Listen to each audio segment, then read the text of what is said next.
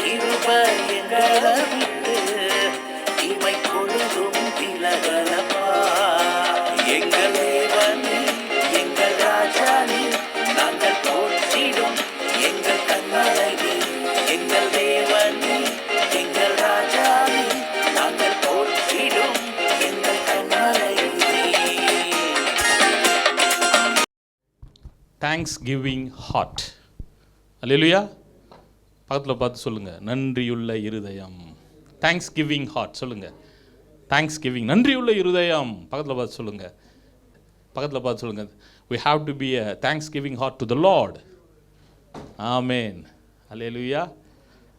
நம்ம நன்றியுள்ள இருதயம் அப்படின்னாலே சிஸ்டர் யார் ஞாபகம் வராங்க? பேரபிள்ஸ். தேங்க்ஸ் கிவிங் ஹார்ட் பேரபிள்னால் நம்ம உடனே ஞாபகத்துக்கு வர்றது என்ன?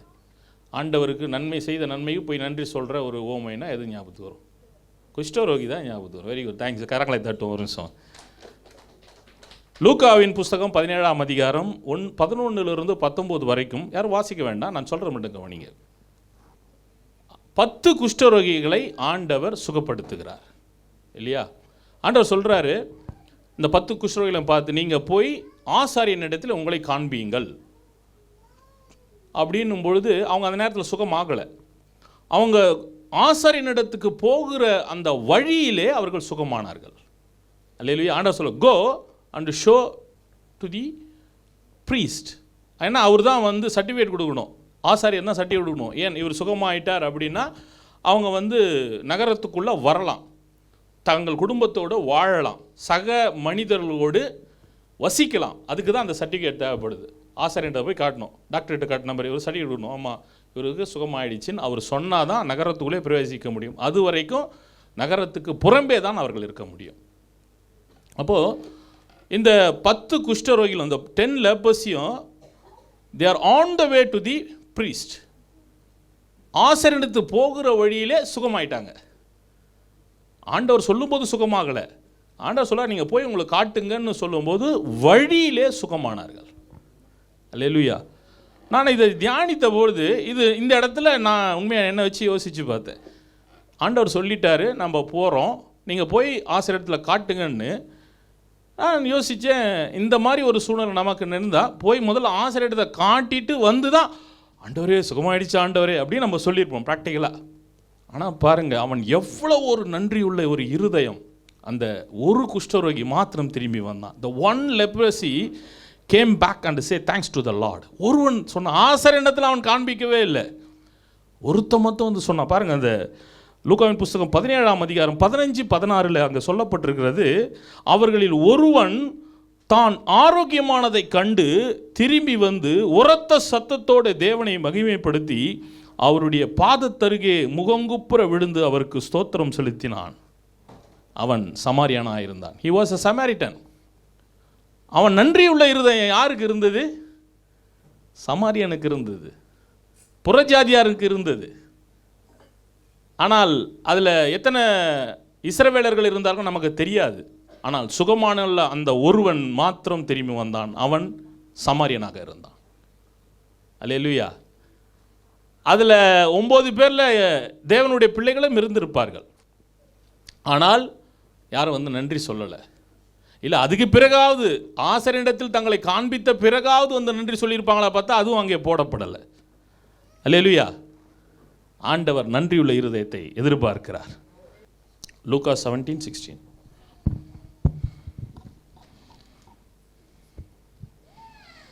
அவருடைய பாதத்தருகே முகங்குப்புற விழுந்து அவருக்கு சோத்திரம் செலுத்தினான். அவன் சமாரியனாயிருந்தான். ஆமேன். அல்லேலூயா. அப்பொழுது இயேசு, சுத்தமானவர்கள் 10 பேர் அல்லவா, 9 பேர் எங்கே? ஆமேன். Where is the rest of the 9 people கேட்குறார் ஆண்டவர். ஆண்டவர் நாம் நன்றி பலிகளை, நன்றி நாம் பல விதத்தில் நம்ம செலுத்தலாம். வாயில திறந்து ஸ்தோத்திர பலிகளை செலுத்துகிறோம், ஆராதிக்கிறோம், துதிக்கிறோம், அங்கே வேதத்தை வாசிக்கிறோம், சங்கீத புஸ்தகங்களை வாசிக்கிறோம், எல்லாம் சாட்சி சொல்கிறோம். எல்லாமே ஆண்டவருக்கு செய்கிற நன்றி பலிகள் தான். அல்லேலூயா. தேங்க்ஸ் கிவிங் தான். ஆமேன். நன்றியுள்ள ஒரு இருதயம். ஆமேன். அதைத்தான் ஆண்டவர் நம்மகிட்ட அவர் எதிர்பார்க்கிறார். அல்லேலூயா. ஆமேன். இதில் இன்னும் வேதத்தில் அநேக காரியங்கள் இந்த நன்றியுள்ள இருதயம், தேங்க்ஸ் கிவிங் ஹார்ட் வந்து பல ஓமைகள் அங்கே இருக்கிறது. பல பாருங்க, இஸ்ரவேல் ஜனங்கள் யாத்ராகமம் 14-15 அதிகாரங்களில் வாசிக்க வேண்டாம், ஆண்டவர் அந்த அடிமைத்தனத்திலிருந்து அங்கே விடுதலையாக்குறார். பாருங்க, விடுதலையாக்கின உடனே அவங்க இருதயத்தின் அடியாழத்திலிருந்து ஆண்டவர் செய்த அந்த செயலுக்காய் பாட்டு பாடி ஆண்டவர் நன்றி சொல்கிறாங்க. அல்லேலூயா. Actually, the Israeli people got the deliverance from the slavery, so they expressed the deep thanks to God for His mightily action. And they sang of thanksgiving and praise the Lord. Hallelujah. ஆண்டவரை மகிமைப்படுத்தி உயர்த்தி பாடுறாங்க. அந்த அந்த பாடலில் எப்படிப்பட்ட ஒரு காரியம் இருந்தது? நன்றியுள்ள இருதயம். ஆண்டவரே, இவ்வளோ நாங்கள் அடிமையாக இருந்தோம், எங்களை விடுதலை செய்தீரே. அல்லேலூயா. அந்த இடத்துல அவங்களுக்கு ஒரு நன்றியுள்ள இருதயம் இருந்தது. ஏன்னா கிட்டத்தட்ட 430 ஆண்டுகள் அடிமைத்தனத்தில் இருந்தார்கள். ஆண்டவர் அந்த நேரத்தில் அப்படின்றதுல விடுதலை கொடுத்தார். அல்லேலூயா. அந்த இருதயம், அந்த இருதயத்தோடு பாடுகிறார்கள், ஆண்டவரை ஆராதிக்கிறார்கள், மகிமைப்படுத்துகிறார்கள். They praising and worshiping the Lord because Lord delivered them from the slavery. Hallelujah. That's deep expression. அந்த பாடல் சாதாரண பாடல் அல்ல. நிறைய நேரங்களில் நம்ம உதட்டளவிலிருந்து பாடுறோம், ஆனால் உள்ளத்திலிருந்து நன்றியுள்ள இருதயத்தோடு நாம் பாட வேண்டும். Hallelujah. அதில் ஒரு ஆண்டவர் விரும்புகிற தேவனாக இருக்கிறார். சும்மா ஆண்டவர் இருதயத்திலிருந்து உதட்டிலிருந்து வருகிற பாடலை ஆண்டவர் விரும்பலை, உள்ளத்திலிருந்து வருகிற பாடலை ஆண்டவர் விரும்புகிறார். ஆமென். Your thanksgiving must come from your bottom of your heart. அல்லேலூயா. செய்த நன்மைகளை நாம் நினைத்து பார்க்கணும். ஏன் நம்மளால் நன்றி சொல்ல முடியலன்னா, ஆண்டவர் செய்த நன்மைகளை எங்களால் யோசித்து பார்க்க முடியல. அல்லேலூயா. நம்ம எப்போ தெரியுமா தேங்க்ஸ் பண்ணுவோம்? நம்ம ஏதோ பெரிய கஷ்டம் வந்து அதிலிருந்து ஒரு டெலிவரன்ஸ் ஆனால் நம்ம சொல்லுவோம், எல்லா நன்மைகளும் கர்த்தரிடத்திலிருந்தே வந்தது. All the benefits you received, whatever you received the benefit, that's come from the Lord. ஒரு ஆமென் சொல்லுவோமா? எந்த நன்மை? எல்லா நன்மையும். ஐயோ, எனக்கு எந்த நன்மையும் கிடைக்கலையே, உயிரோடு இருப்பதே மிகப்பெரிய நன்மை, பெரிய கிருபை. கரங்களை தட்டி தேவனை மகிமைப்படுத்துவோமா? எனக்கு இது வரைக்கும் நான் பெரிய ஆசீர்வாதத்தை பார்க்கலங்க. சிஸ்டர் சொல்லும்போது சொன்னாங்க, எத்தனையோ பேர் இந்த ஆண்டை நாங்கள் பார்க்கவில்லை, எங்களை இன்னுமாய் வைத்திருக்கிறாரே. அல்லேலூயா. ஆமென். அதனால் நன்றியுள்ள இருதயம். இந்த 2025க்கு நுழைவதற்கு முன்பதாக இந்த மாதம் முழுமைக்கும் ஆண்டவருக்கு நன்றி சொல்லுங்கள். எப்பொழுதும் எல்லா வகையிலும் say thanksgiving to every day and every moment to the lord before you enter 2025. Amen. இன்னொரு சம்பவத்தை நம்ம பார்க்கலாம். அன்னாளின் நம்ம ஜெபம் அப்படின்னாலே அன்னாளின் ஜெபத்தை குறித்து தான் நம்ம பேசுவோம் இல்லையா? இந்த ப்ரேயர் அப்படின்னாலே the prayer of அண்ணா அப்படி தான் சொல்லுவோம். ஏன்னா தன் இருதயத்தை ஊற்றி ஜெபித்தாள் அப்படிங்கிறது தான் நம்ம ரொம்ப ஃபேமஸாக போயிடுவோம். ஆனால் அன்னாள் தன் இருதயத்தை ஊற்றி ஜெபித்தாள் தான். ஆனால் அவள் தேவனிடத்தில் இந்த நன்மைகளை பெற்றுக்கொண்ட பிறகு நன்றியுள்ள ஒரு ஜெபத்தை யாருமே நாங்கள் பேசுறது கிடையாது. அல்லேலூயா. அங்கே 1 சாமுவேலின் புஸ்தகம் 2ஆம் அதிகாரத்தில் அது இருக்குது. 1 to 10 வரைக்கும் இருக்கிறது. First Samuel chapter 2 from 1 to 10. அதில் முக்கியமாக பாருங்கள், 1ஆம் வசனத்தை வாசிங்க. First Samuel chapter 2 verses 1. Hannah prayed and said, my heart rejoices in the Lord. Yes. In the Lord my horn is lifted high. Hallelujah. ஆமென். பாருங்க. ஆமென். என் இருதயம் கர்த்தருக்குள் களி கூறுகிறது. ஆமென். என் கொம்பு கர்த்தருக்குள் உயர்ந்திருக்கிறது. I rejoice in the Lord. He lifted up my horn in the Lord. ஆமென். ஏன் தெரியுமா? ஆண்டவர் என் ஜெபத்தை கேட்டு எனக்கு ஒரு நன்மையை செய்திருக்கிறார். இது எப்போ தெரியுமா நடக்குது? சாமுவேலை பெற்றெடுத்த பிறகு, சாமுவேலை கர்த்தரிடத்தில் ஒப்பு கொடுத்துட்ட பிறகு அந்த நன்றியுள்ள ஜெபத்தை அன்னாள் செய்கிறார்கள். அல்லேலூயா. ஆனால் நம்ம பொதுவாக எதை சொல்லுவோம்? இருதயத்தை ஊற்றி ஜெபிச்சாங்க, ஆண்டவர் ஜெபத்தை கேட்டுட்டார், அது மட்டும் நம்ம முடிச்சிடுறோம். இல்லை, நன்மையை பெற்றுக்கொண்ட பிறகு நன்றியுள்ள ஜெபத்தையும் அவங்க செய்கிறாங்க. ஆமென். நாங்கள் எத்தனை பேர் நன்மைகளை பெற்றுக்கொண்ட பிறகு அதுக்குன்னு ஒரு ஃபாஸ்டிங் ப்ரேயர் வச்சு நம்ம ஜெபிச்சு ஆண்டவருக்கு நன்றி சொல்கிறோம். நன்றி பெற்ற நன்மைகளுக்கு நன்றி சொல்ல சொல்ல சொல்ல தான் இன்னுமாய் நன்மைகளை பெற்றுக்கொள்ள முடியும். அல்லேலூயா. அதனால் ஒரு நாளும் மறந்துடாதீங்க.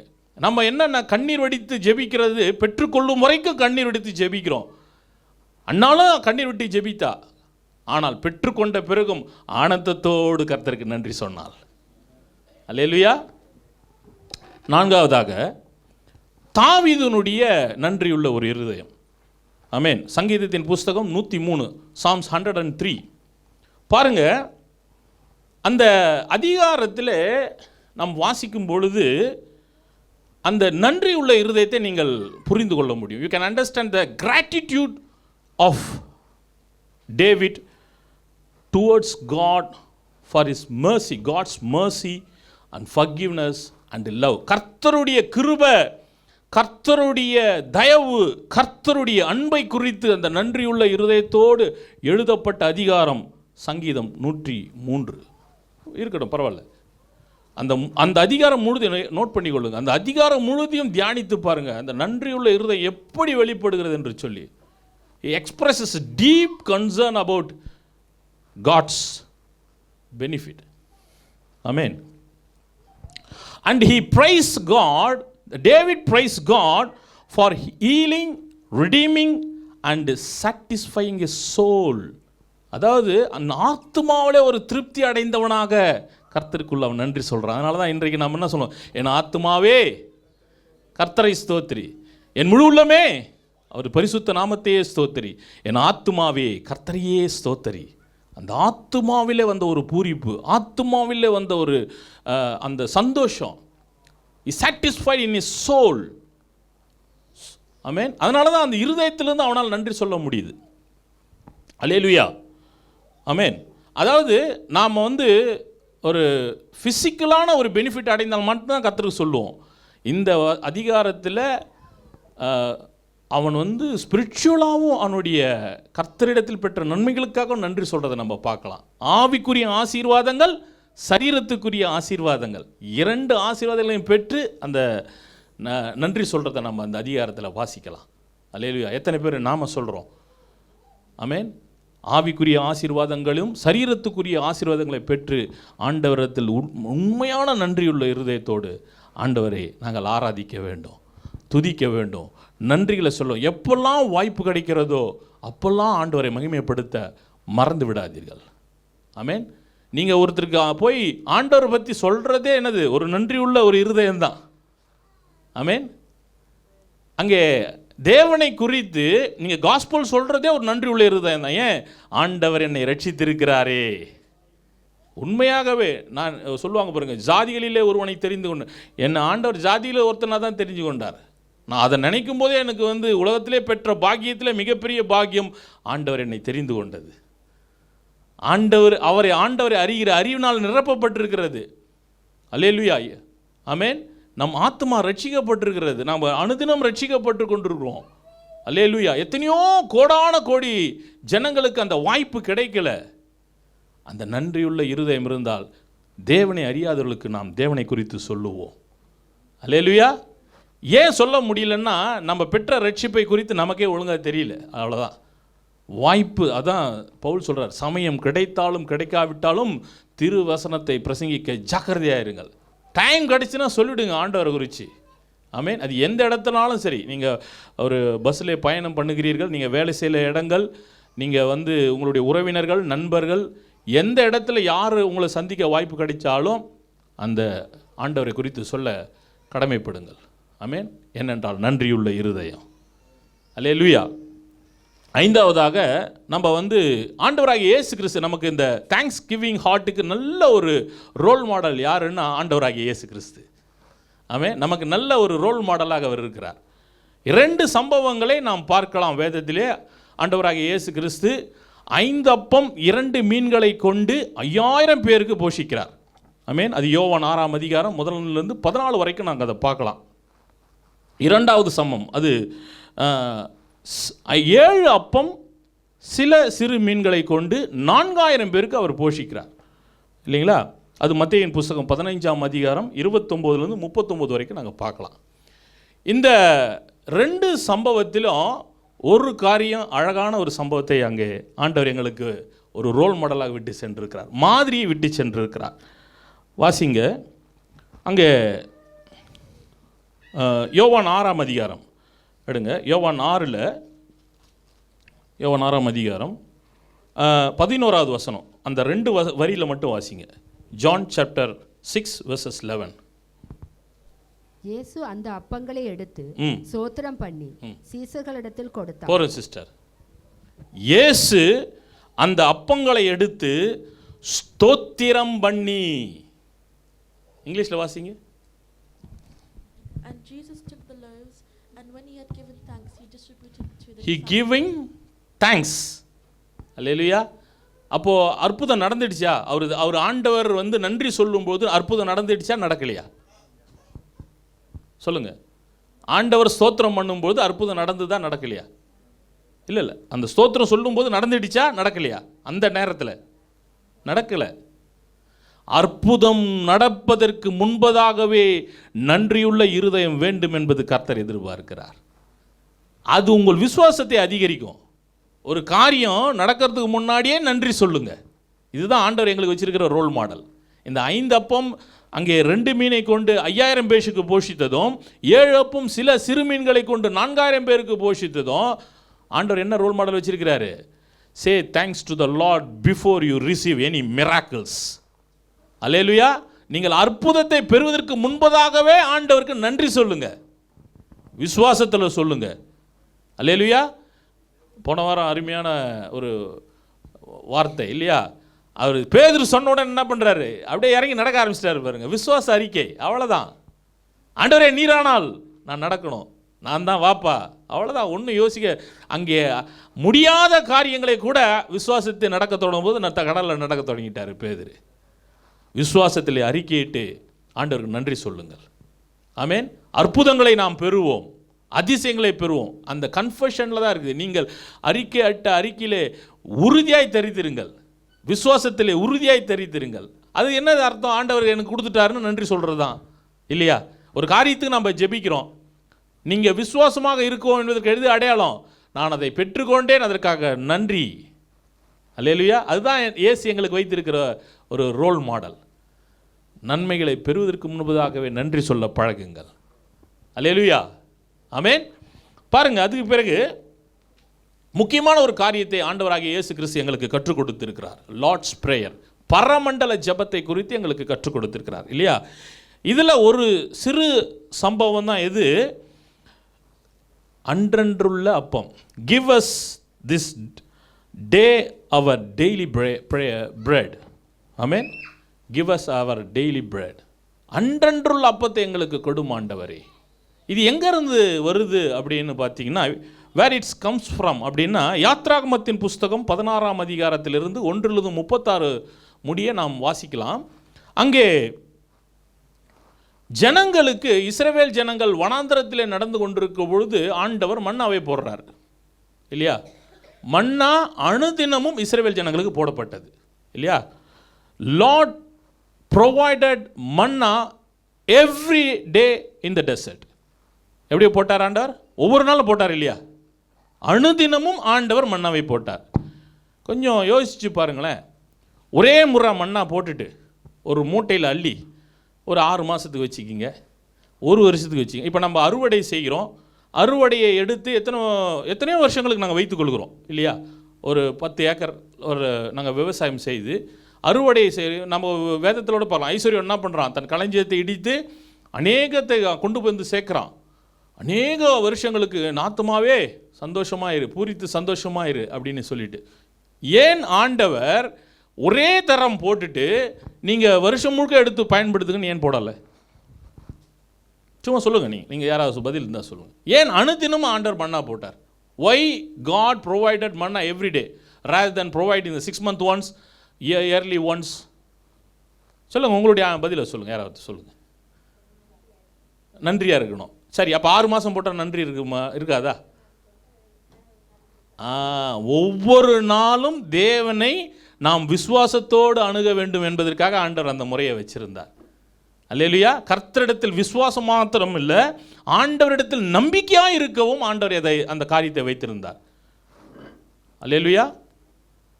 To believing God each and every day அது இருக்கணும். ஒவ்வொரு நாளும் ஆண்டவரை நாங்கள் நம்பணும், விசுவாசிக்கணும். அதற்காக நம்பிக்கையோடு ஆண்டவரே, அதை பேஸ் பண்ணி தான் பரமண்டல ஜெபத்தில் இயேசு கிறிஸ்து நமக்கு என்ன கற்றுக் கொடுக்கிறார்? அன்றன்றுள்ள அப்போ ஆண்டவரே, இன்றைய எங்களுக்கு வேண்டிய ஆகாரத்தை எங்களுக்கு கொடுங்க ஆண்டவரே. அல்லேலூயா. லார்ட் எப்படி சொல்கிறாரு பாருங்க, இட்ஸ் இன்றைய நாளில் எங்களுக்கு என்ன கொடுக்க போகிறீங்க? அது ஆகாரம் மட்டும் இல்லை, நீங்கள் எதிர்பார்க்கிற ஒவ்வொரு காரியத்திலும் ஆண்டவர் எதிர்பார்த்து ஆண்டவர் மேலே நம்பிக்கை வையுங்கள். அதெல்லாம் அந்த நம்பிக்கையே அது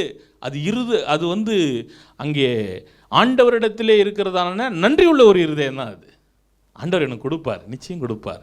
ஏன்னா ஆல்ரெடி நான் ஆண்டவரிடம் பெற்றுக்கொண்டேன். இன்றைக்கு தேவையான காரியத்தையும் நான் பெற்றுக்கொள்ளுவேன். ஆமென். அல்லேலூயா. அதனால தான் ஆண்டவர் எங்களுக்கு எப்படி வைத்திருக்கிறார்? பரமண்டல ஜெபத்தில் அன்றன்றுள்ள அப்பத்தை எங்களுக்கு வைத்திருக்கிறார். ஆமென். அல்லேலூயா. அது எப்படின்னா, நீங்கள் அப்படி ஜெபிக்கும்போது you are recognising the God provision இல்லையா? ஆண்டவர் கொடுக்கறதுனால தான் நான் கேட்குறோம், கொடுக்கலன்னா கேட்க மாட்டோம் இல்லையா? அப்போ நீங்கள் என்ன அங்கீகரிக்கிறீர்கள்? ஆண்டவர் என்னைக்கு கொடுக்கிறார் என்பதை அங்கீகரிக்கிறீர்கள். அந்த நன்றி உள்ள இருதயத்தை நீங்கள் வெளிப்படுத்துகிறீர்கள். அல்லேலூயா. ஆமென். ஓகே, இன்னொரு காரியம், யோசேப்பினுடைய காரியத்திலிருந்து நாம் ஒரு காரியத்தை கற்றுக்கொள்ளலாம்.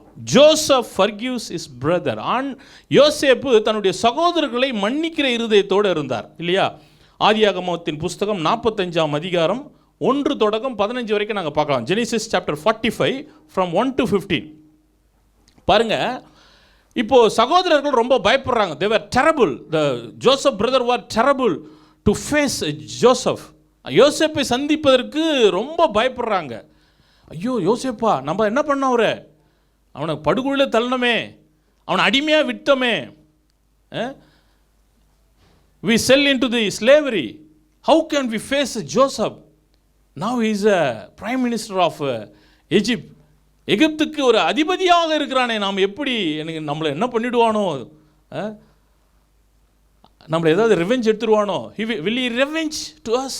அப்படி பயப்படுறாங்க சகோதரர்கள், பயப்படுறாங்க இல்லையா? கண்டிப்பாக நாம் அந்த பொசிஷனில் தான் பயப்படுமா மாட்டோமா? நமக்கு பழி வாங்கக்கூடிய சந்தர்ப்பம் கிடைச்சா நிச்சயமாக பழி வாங்கி விடுவோம். என்னடா நீ அடி பண்ண இரு, எனக்கு ஒரு யானைக்கு ஒரு காலம் வந்தால் பூனைக்கு ஒரு காலம் வராமையாக இருக்கும். எனக்கு வந்துடுச்சு பாரு காலம். என்னை எவ்வளோ வாட்டி வதச்சிங்கடா, என்னை படுகொலையில் தள்ளிங்கடா, என்னை அடிமையாக விற்று போட்டிங்களே, எனக்கு இப்போ சந்தர்ப்பம் கிடைத்திருக்கிறது உங்களை பழி வாங்குவதற்கு என்று சொல்லி நாம் பழி வாங்கியிருப்போம். ஆனால் யோசேப்பு அதை செய்யவில்லை. வாசிங்க அந்த வசனம், 45ஆம் அதிகாரத்துடைய ஆதியாகமம், ஜெனிசிஸ் 45 8ஆம் வசனம் பாருங்க. நீங்கள் அல்ல, தேவனே என்னை இவ்விடத்துக்கு அனுப்பி என்னை பார்வோனுக்கு தகப்பனாகவும் அவர் குடும்பம் அனைத்துக்கும் கர்த்தனாகவும் எகிப்து முழுவதுக்கும் அதிபதியாகவும் வைத்தார். அல்லேலூயா.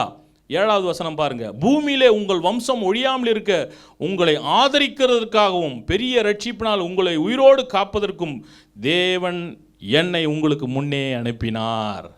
நீங்கள் என்ன அடிமையாக விற்கல, நீங்கள் என்ன படுகொலையில் போடல, தேவன் தான் என்னை அனுப்பினார். அல்லேலூயா. பாருங்க, 17 வயசில் அவர் அடிமையாக விற்கப்பட்டவர் 30 வயசு வரைக்கும் அடிமையாகவும் சிறை கைதியாகவும் இருந்து அவர் வேதனைப்பட்டு கொண்டிருந்தார். 22 ஆண்டுகள் தகப்பனை பார்க்க முடியல. ஆனால் அந்த தீமையை கர்த்தர் நன்மையாக மாற்றியிருந்தார். அதனால தான் வசனம் எப்படி இருக்குது? யோசேப்போட கர்த்தர் இருந்தார் என்று அங்கே நாங்கள் பார்க்கணும். the Lord was with Joseph. அது யோசேப்பு அறிந்திருந்தார். எனக்கு சகோதரர்கள் செய்த தீமையை ஆண்டவர் நன்மையாக முடிசூடப்பட்டிருந்தார். இது ஆண்டவர் இது நடக்கணும்னு தான் இப்படி இருந்தது. கர்த்தர் தான் என்னை இங்கே எகிப்துக்கு அனுப்பிச்சார். நீங்கள் என்ன அடிமையாக விற்று போடலை. அதனால் அவருக்கு என்ன இருதயம் இல்லை, பழி வாங்குகிற இருதயம் இல்லையா? ஆமென். அவர் பழி வாங்குகிற இருதயம் இல்லை, ரிவெஞ்ச் ஹார்ட் இல்லை அவருக்கு. கர்த்தர் செய்த நன்மைகளை நினைத்து நன்றியுள்ள இருதயத்தோடு யோசேப்பு இருந்தார். அல்லேலூயா. எது பெருசாக இருந்தது? சகோதரர்கள் செய்த துரோகம் பெருசாக இருந்ததா, இல்லை கர்த்தர் செய்த நன்மை பெருசாக இருந்ததா? கர்த்தர் செய்த நன்மை அவர் இருதயத்தில் பெரிதாக இருந்தது. அதனால தான் அவர் சகோதரர்களை மன்னிக்க முடிந்தது. அல்லேலூயா. பாருங்கள், நமக்கு யாருக்காவது ஒரு இப்போ நீங்கள் யாரையாவது மன்னிக்க முடியாத ஒரு சூழ்நிலை இருக்கிறீங்களா? யாரையாவது மன்னிக்க முடியல அப்படின்ற ஒரு காரியம் இருக்குதா? அந்த இடத்துல ஆண்டவர் தீமையை நன்மையாக மாற்றுவார்.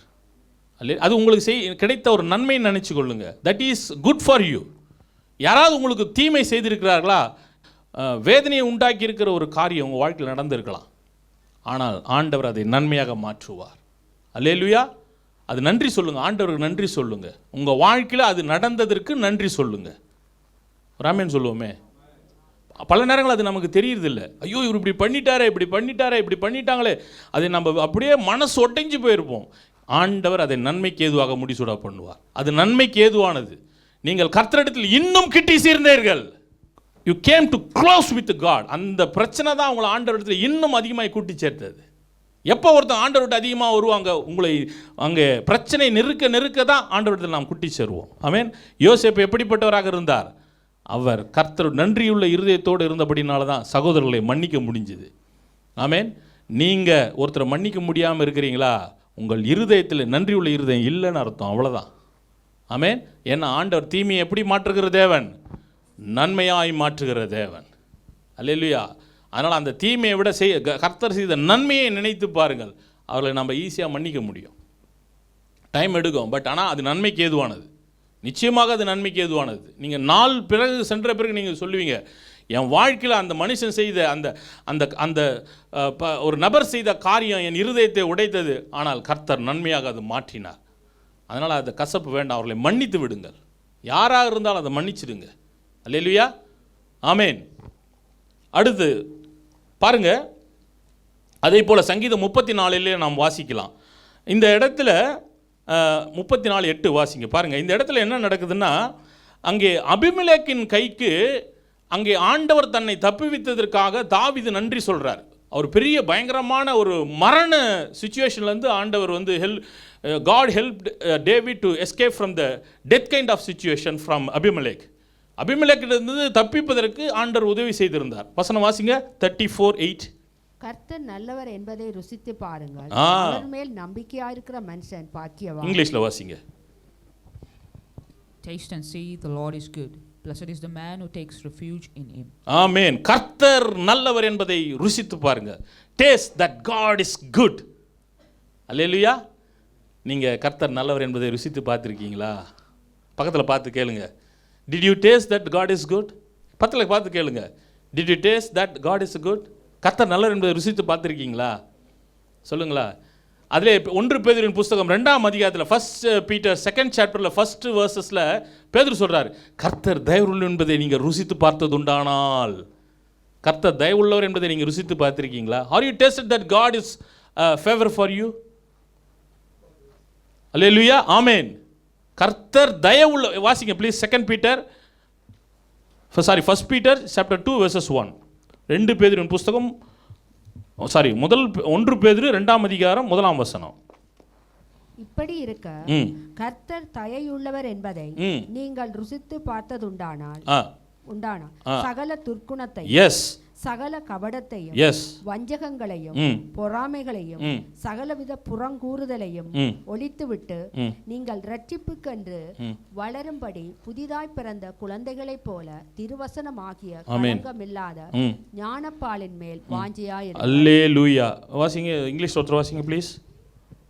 Therefore rid yourself of all malice and all deceit, hypocrisy, envy and slander of every kind.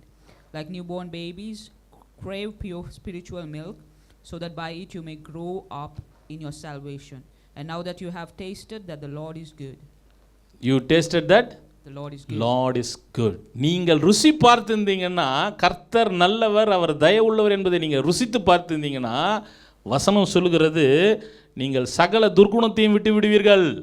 பக்கத்தில் சொல்லுங்க. நீங்கள் ஆண்டவரை உண்மையாக ருசி பார்த்திருந்தீங்கன்னா எந்த சகல துர்க்குணங்களையும் விட்டு விடுவீங்க. பக்கத்தில் பார்த்து சொல்லுங்க please. If you are really tasted God, you will leave every flesh things. சொல்லுங்க ப்ளீஸ். பக்கத்தில் பார்த்து சொல்லுங்க. மேபி உங்கள் பக்கத்தில் இருக்கிறவருக்கு அது உதவிகரமாக இருக்கும், உங்களுக்கு இல்லை. பக்கத்தில் இருக்கிற உதவிகரம் சொல்லுங்களேன். கர்த்தர் நல்லவர் என்பதை நீங்கள் ருசி பார்த்தது இருந்தீங்கன்னா சகல துர்குணத்தையும் விட்டுவிடுங்கள் என்று சொல்லி வேதம் சொல்லுகிறது. ஆமேன். ருசி பார்த்துருக்கீங்களா? கேளுங்க பக்கத்தில், ருசி பார்த்துருக்கீங்களா? ருசி பாருங்க. இல்லையா? எனக்கு ரொம்ப இந்த சரவண பவன் போனால் ரொம்ப பிடிக்கும். அந்த டேஸ்ட் ரொம்ப பிடிக்கும். இட்லி ஐயாவை நானும் அடிக்கடி போவோம். நான் சொல்லுவேன், ஐயா வாங்க, அங்கே இட்லி தோசை நல்லாயிருக்கும். அடிக்கடி ஐயாவை நானும் போயிட்டு டிஃபன் சாப்பிட்றது. ஏன்னா அந்த ருசி ரொம்ப நல்லாயிருக்கும். அது மாதிரி பிரியாணி கடை சவுத்தாலில் இருக்குது, ஹெய்ஸில் இருக்குது. பிரியாணி டேஸ்ட் நல்லாயிருக்கும். ஏன்னா ருசி பார்த்துருக்குறோம்ல, சொல்லுவோம்ல. ஒன்று ரொம்ப பிடிச்சி போச்சுன்னா சொல்லுவோம்ல, இதை சாப்பிட்டு பாருங்க. என்னங்க அடிக்கடி சொல்லுவாங்க, இந்த கருவாடை சாப்பிட்டு பாருங்க, அந்த ருசி இருக்குது பாருங்க அப்படின்வாங்க. அப்போ நம்ம ஒரு சாப்பாட்டை ருசி பார்த்துட்டு போய் சஜஸ்ட் பண்ணுறோம் இல்லையா? அது மாதிரி கர்த்தர் நல்லவர் என்பதை நாம் ருசித்து பார்ப்போமானால் மற்றவர்களும் நம்ம சஜஷன் பண்ணுவோம். அல்லேலூயா, ஆமேன். கடைசியாக நாகமான், இதோட நான் முடிக்கிறேன். நாகமான் பாருங்க, அவன் ஒரு குஷ்டரோகி. நம்ம வேதத்தில் 10 குஷ்டரோகியில் ஒருவன் சுகம் பெற்றதை நம்ம பார்க்குறோம். பழைய ஏற்பாட்டில் அதுக்கு முன்னாடியே நல்ல உதாரணம் இருக்குது. நாகமான் சுகம் பெற்ற உடனே வாசிங்க 2 ராஜாக்கள் 5:15, 2 கிங் 5:15. 2 ராஜாக்கள் 5:15. அப்பொழுது அவன் தன் கூட்டத்தோடெல்லாம் தேவனுடைய மனுஷனிடத்திற்கு திரும்பி வந்து அவனுக்கு முன்பாக நின்று, இதோ இஸ்ரவேலில் இருக்கிற தேவனை தவிர பூமி எங்கும் வேறே தேவன் இல்லை என்பதை அறிந்தேன். ஆமென். போறோம் சிஸ்டர், இங்கிலீஷ்ல வாசிங்க. என்ன சொல்றாரு அவரு? இந்த சுகத்தை பெற்றுக்கொண்ட பிறகு அவர் சொல்ற, இஸ்ரவேலிலே தேவனை தவிர, யாரு? யெகோவா தேவனை தவிர பூமி எங்கும் வேறே தேவன் இல்லை என்பதை அறிந்தேன். வாசிங்க. Then Naaman and all his attendees went back to the man of God. He stood before him and said, now I know that there is no God in all the world except in Israel. Amen. பாருங்க. Yes, when he received the healing, when he received the miracle, he is recognizing and confessing that there is no other God except Jehovah, the Lord our God. Amen. Jehovah தேவனை தவிர, இஸ்ரவேலின் தேவனை தவிர வேறு தேவன் பூமி எங்கும் இல்லை என்பதை இப்போது அறிந்திருக்கிறேன். நன்றியுள்ள இருதயம் அது. அவனும் அசீரியனாக இருந்தான், புறஜாதி. குஷ்டரோகம் சுகம் பெற்ற ஒருவன் அவன் சமாரியனாக இருந்தான். இன்றைய நாட்களில் தேவனை அறியாதவர்கள் நன்றியுள்ள இருதயத்தோடு இருக்கிறார்கள். ஆண்டவர் அதை தான் சொல்றாரு. சுகம் பெற்ற அவன் ஒரு புறஜாதி. அங்கே அற்புதம் பெற்ற அந்த ஒரு பெண், அங்கே எலியா போன இடத்துல அந்த அப்பமும் எண்ணியும் குறையாதபடிக்கு ஆசீர்வதிக்கப்பட்ட பெண்ணும் புறஜாதி தான். நன்றியுள்ள இருதயம் நமக்கு இந்த நாட்களில், நன்றியுள்ள இருதயம் நம்மை பக்குவப்படுத்தும், நம்மை தேவனிடத்தில் கிட்டி சேர்க்கும், நம்முடைய மாமிச கிரிகளை விட்டு விளக்கும். ஆண்டவரும் அதை எதிர்பார்க்கிறார். ஆமென். கடைசியாக ஒருத்தர் பக்கத்தில் பார்த்து சொல்லுங்க, நன்றியுள்ள இருதயத்தோடு கர்த்தரிடத்தில் இருங்கள், கர்த்தர் உங்களை ஆசீர்வதிப்பார்.